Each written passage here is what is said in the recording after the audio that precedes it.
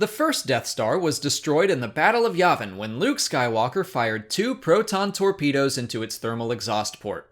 But is there another version to the story? Was there an unsung hero of the Battle of Yavin?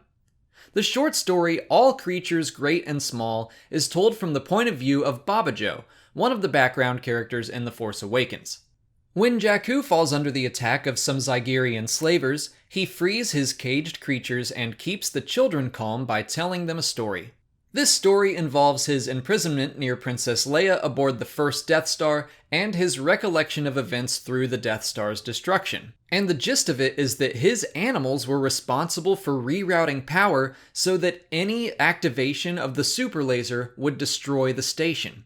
Of course, his story is written off by the children and many adults in favor of the historical version of the story that we all know from the films.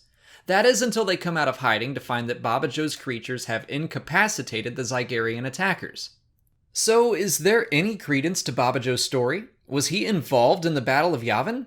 The story is left ambiguous, and while I personally choose to believe he was just telling a story, I do think each reader can form their own opinions. Bobbajo includes some very specific and accurate details in his story that could point to at least his presence on the Death Star. But then again, this guy is a storyteller, and it's not outside the realm of possibility that he could have heard a very detailed description of the story from another source. Maybe someone else who was actually present and probably would have recorded a very detailed account somewhere.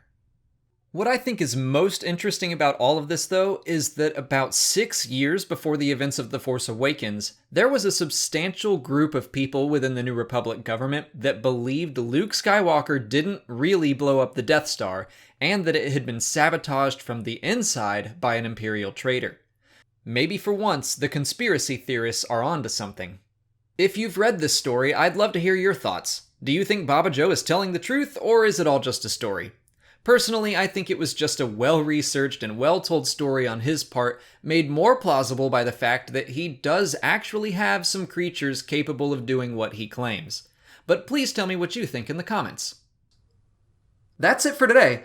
Please subscribe, like, and share to see new Star Wars videos every weekday. And if there's a specific Star Wars topic you'd like me to cover, leave it in the comments and I'll do an episode about it. As always, thank you for watching, and may the Force be with you.